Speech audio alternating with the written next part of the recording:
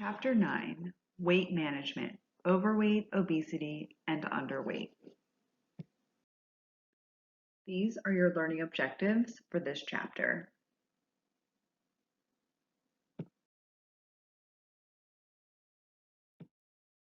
We'll start with a question. Overweight is when one's BMI exceeds what? When it exceeds 25. A BMI of 25 to 29.9 is classified as overweight. A BMI of 30 or more is categorized as obese. This image compares increases in rates of overweight and obesity from 2011 to 2015. It's estimated that 70% of US adults are now considered overweight or obese. Obesity rates have increased in every state, regardless of gender, age, race, and education level. Overweight and obesity. Prevalence in the United States. It's about 70% of adults, and there are increasing rates in children. It's a worldwide problem. Obesity has spread worldwide, affecting 1.9 billion adults and 41 million children. This may be related to the global food system, which provides abundant, energy-dense foods, processed, affordable products, and marketing. Fat cell development illustrated. During growth, fat cells increase in number. When energy intake exceeds expenditure, fat cells increase in size. When fat cells have enlarged and energy intake continues to exceed energy expenditure, fat cells may increase in number again. With fat loss, the size of the fat cells shrinks, but not the number. So there are not less fat cells. The fat cells that you have just become smaller. So once we get to the phase when the fat cells have enlarged and energy intake continues to exceed energy expenditure and the fat cells increase in number again, the total number does not decrease, but the fat cells themselves can shrink. People with more fat cells tend to regain weight more quickly, and it might be due to the number of fat cells.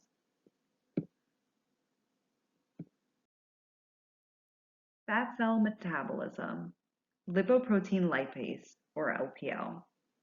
LPL moves triglycerides from blood to adipose tissue and muscle cells. Obese people tend to have more LPL activity than lean people. LPL and gender. Fat is more readily stored in the abdominal area for men versus hips, thighs, and breasts for women. This is due to a higher activity of LPL in those areas. Please pause the presentation momentarily to see if you can answer the questions appropriately.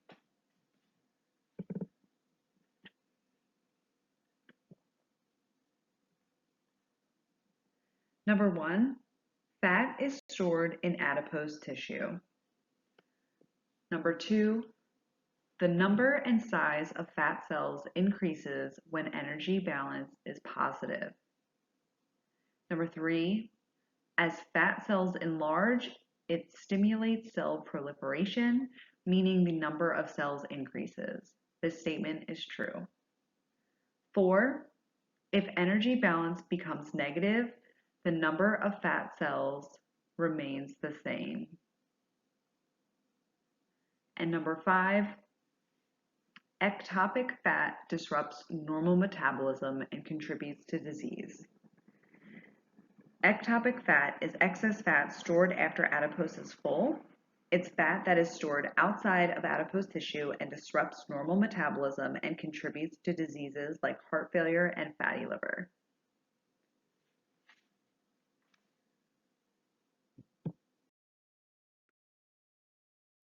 We have an obesity gene named OB, and this codes for the protein leptin. Leptin acts as a hormone in the hypothalamus. It promotes negative energy balance. it suppresses appetite, and it increases energy expenditure. Leptin promotes a negative energy balance and decreases body weight and fatness. Genes can predict susceptibility to obesity, however, they do not determine your weight status. Genes will interact with your diet and activity level, which will lead to your weight status.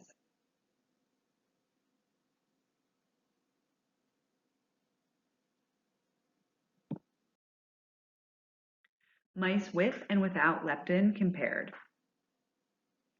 Both rats were born with a defective OB gene and therefore do not produce leptin. Because of no leptin, they both become obese. The one on the right got leptin injections, which decrease appetite and increase energy expenditure, which resulted in weight loss. Leptin injections can reduce body weight in both animals and in humans.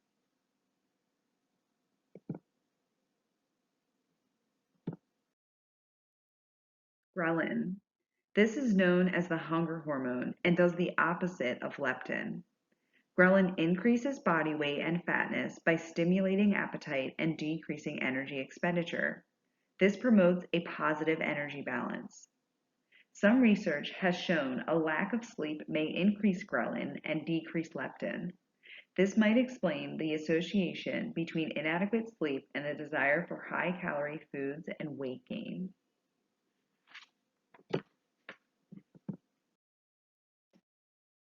This chart compares ghrelin and leptin.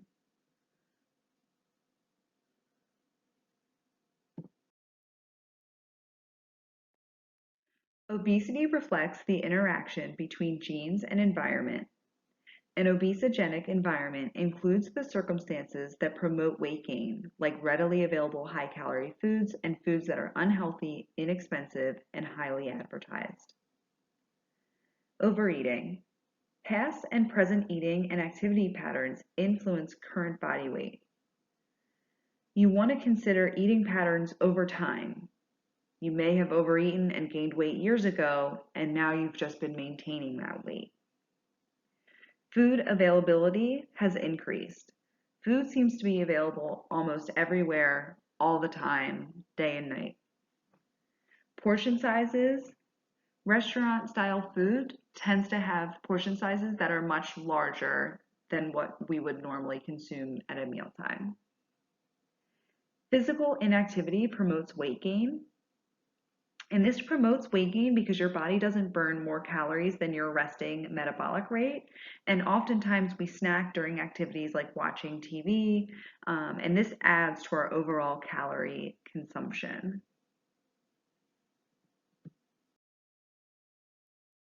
Weight in regard to health risk is very important. The higher the BMI and the greater the waist circumference, the greater the risk of heart disease, diabetes, and all-cause mortality. All-cause mortality means all of the deaths that occur in a population, regardless of the cause.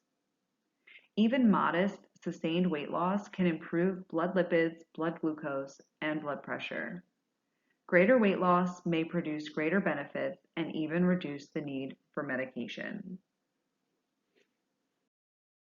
Perceptions and prejudices. For the most part, and generally speaking, society values thinness. Obese people face prejudice and discrimination at jobs, school, and in social situations. They can be stereotyped as lazy or lacking self-control. This can also cause psychological problems. They may feel embarrassed, rejected, feelings of shame and depression. These stress feelings may cause overeating and perpetuate the problem. Dangerous interventions. Fad diets sound good but rarely work. They exaggerate or provide false theories about weight loss. Weight loss products that are quote unquote natural, herbal products, and dietary supplements, few are effective and some can potentially even be harmful.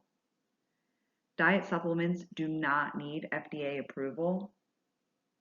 There are often gimmicks available as well, saunas, wraps, creams. You should be skeptical of these quick fix type of schemes.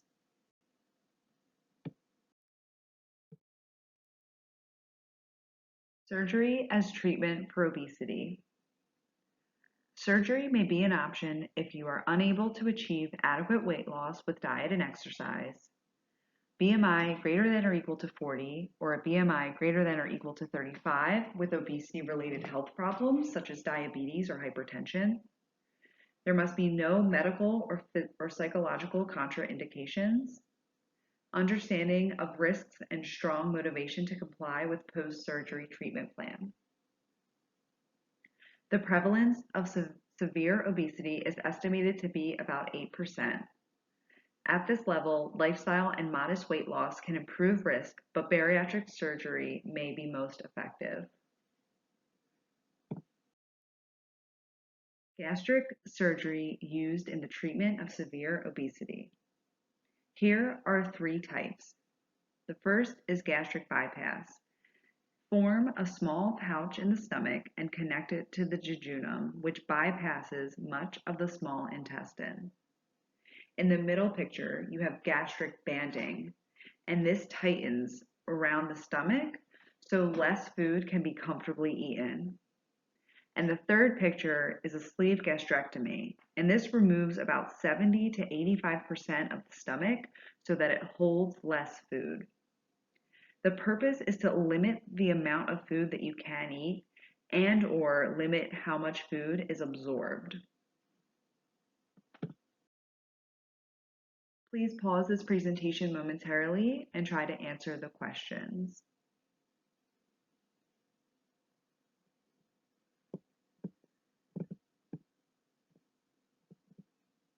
Number 1, surgery for obesity could be an option if the person's BMI is greater than 40. Number 2, if surgeries decrease stomach size, it therefore limits food intake. 3, bariatric surgery changes hormone production. And 4, long-term safety and effectiveness depend largely on compliance with dietary instructions. Deficiencies in vitamins and minerals are common.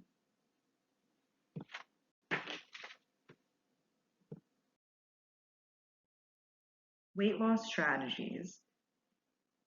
Successful treatment includes healthy eating, physical activity, supportive environment, and psychosocial support.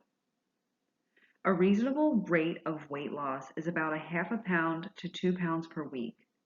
This is more beneficial and more sustainable than rapid losses. Modest losses improve factors like blood glucose. This can improve blood glucose control and lower risk for heart disease by decreasing blood pressure and blood lipids. Daily healthy eating and activity yield success. You want to form good habits that are not too restrictive, and daily physical activity can help increase your likelihood for success. Slow, gradual weight loss is more effective and you're more likely to keep the weight off. Eating patterns to consider when trying to lose weight. Energy intake. Decrease energy intake roughly 500 to 750 calories per day, and this provides about 1 to 2 pound weight loss per week. Nutritional adequacy. You want to select nutrient-dense, low-calorie foods. Remember how we talked about nutrient-dense foods? Some of these examples include fruits and vegetables, whole grains, lean protein, and low-fat dairy. Consuming smaller portions. Are we used to large portions and just cleaning our plate, feeling the need to eat everything that we've served ourselves? This is something we want to be mindful of when we serve ourselves portions or if we decide to eat out at restaurants. Eating smaller portions helps us to cut back on unnecessary calories. Slow down while eating. You want to listen to your body. Ask yourself, are you feeling full or are you feeling hungry?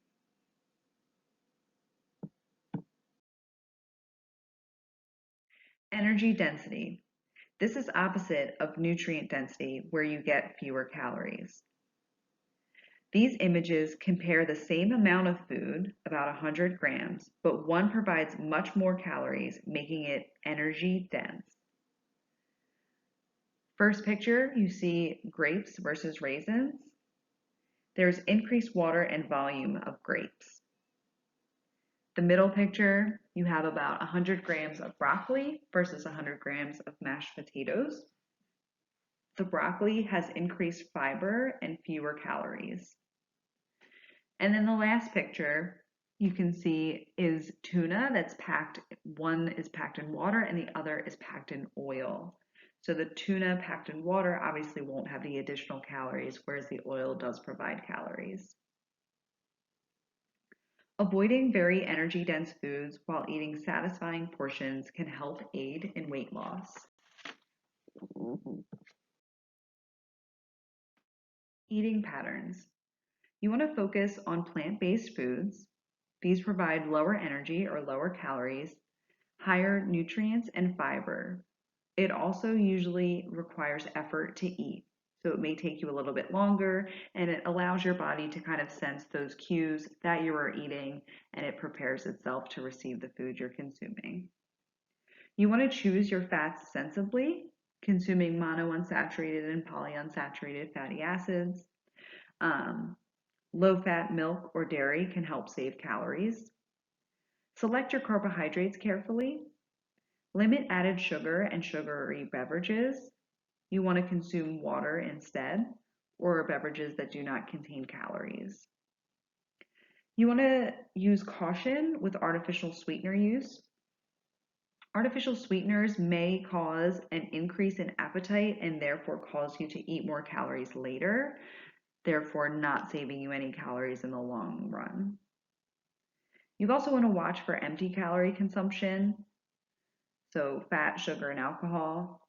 Any alcohol, mixers, soda, candy, added fat or butter, all are unnecessary added calories to your diet.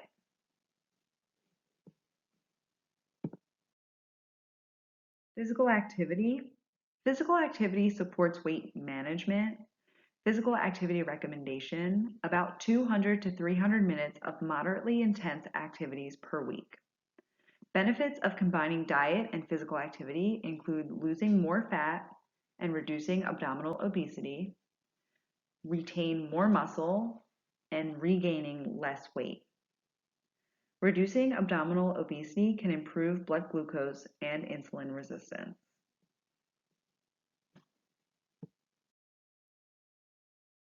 Activity energy expenditure. Calorie expenditure, influenced by body weight, intensity, and duration. The greater energy deficit equals greater fat loss. Discretionary calorie allowance. If you're more active, you might have more discretionary calories or extra calories to consume after needs have been met. Metabolism speeds up with activity. Vigorous activity can leave your metabolism quote unquote sped up for a few hours after activity. Metabolic rate. Lean tissue is more metabolically active than fat tissue. Psychological benefits of activity. This includes reducing stress, which is especially good if you're someone who eats when you feel stressed out. It can boost self-esteem. You want to choose enjoyable activities. Choose activities you know you like and will do. There's a quote that goes something like, the best workout is the one that you'll do. So something is always better than nothing. Most healthcare professionals recommend about 60 minutes per day of moderate intensity. This can burn about 2,000 calories per week, which can help with weight management. This also can help prevent weight gain and support weight loss. Energy expending daily activities. You want to incorporate activities like taking the stairs, parking further away from buildings, standing versus sitting, etc.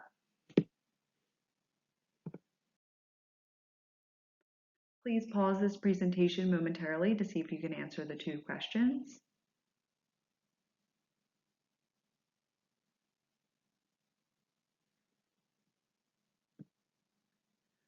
1. People who exercise consistently are more successful at weight maintenance than people who do not. 2. Preventing weight gain is easier than weight loss. This statement is true. Environmental influences on eating. If the atmosphere is pleasant and comfortable, you're more likely to stay and therefore eat more. The atmosphere includes things like the lighting, decor, aromas, etc. Accessibility. The easier it is to eat, the more likely it is that we will. Food nearby encourages eating despite hunger cues. Socializing. People and conversations lengthen meal times and distract you from feeling full. Distractions will interfere with your ability to perceive and regulate how much food was eaten. Packages and portion sizes influence food consumption. So if you have a bigger size, it's more likely that you'll be consuming more. And serving containers. We have the desire to fill our cup or bowl or plate. We feel the need oftentimes to fill that space. So depending on the size of that serving container, that will also influence your consumption. Behavior and attitude. Behavior modification. A positive, matter-of-fact attitude can help create successful behavior modifications. You want to become aware of behaviors, so keep record. You want to find trouble spots and create a plan to change the problem areas. You want to set SMART goals. SMART goals are specific, so they clearly define your goal. M stands for measurable. You want to track your progress and measure outcomes. A stands for attainable. You want to set challenging but realistic goals. R is relevant. You want to make sure that this is meaningful to you. And T stands for time-based. You want to create a specific time frame with dates to achieve the goal. You want to practice, so do the work until it becomes routine. And you want to reward yourself to help keep motivated.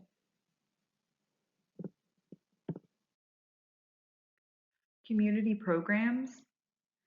Reversing U.S. obesity epidemic. This is challenging due to abundant food and physical inactivity. Success may depend on communities promoting healthy lifestyle choices. National strategies to prevent obesity. Provide a variety of opportunities to help make physical activity an integral and routine part of life. Create environments that ensure healthy foods and beverages are visible, attractive, and easy to obtain. Encourage media messages that promote physically active lifestyles and nutritionally healthy diets. Support healthcare providers in offering information on weight management and employers in offering wellness programs. Make school centers for health and wellness.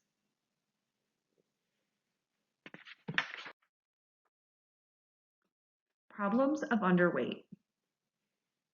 Underweight, BMI less than 18.5. It is far less prevalent, affecting no more than about 2% of adults in the United States. Diverse causes include genetics, hunger, appetite and satiety irregularities, and metabolic factors. Growth and development may be affected or stunted. Adaptive thermogenesis. Adaptive thermogenesis is the additional energy the body must expend when circumstances change. Underweight people may end up burning much of their additional calorie consumption because the body isn't used to it, and it therefore may be harder to gain weight. Gaining weight. Learn new habits and like new foods. Also, you would still want to incorporate physical activity during the weight gaining process.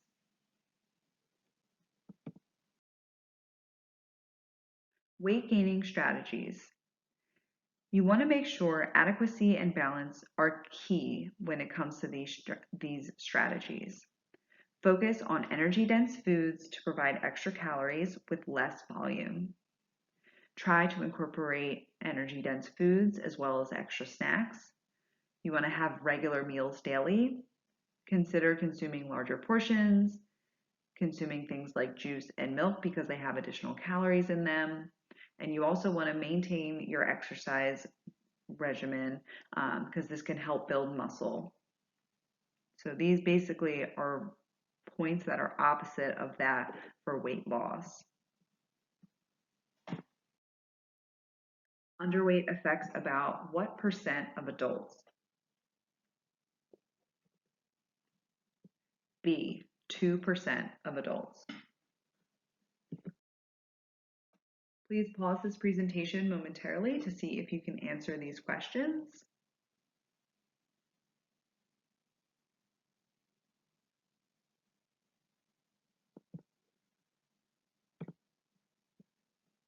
Number 1, underweight is having a BMI less than 18.5. Number 2, weight gain, like weight loss, is highly individual. 3, meals focus on energy-dense foods to meet calories. 4, physical conditioning and extra calories builds muscle and prevents weight gained as fat. And 5, the types of fat added to the diet impact health.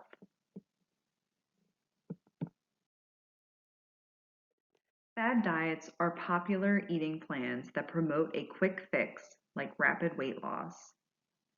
Usually severely limits certain foods or overemphasizes one food.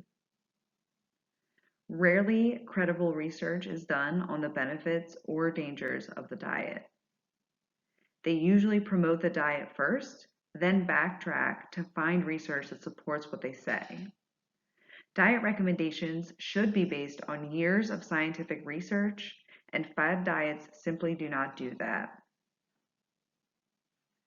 This concludes the end of the chapter.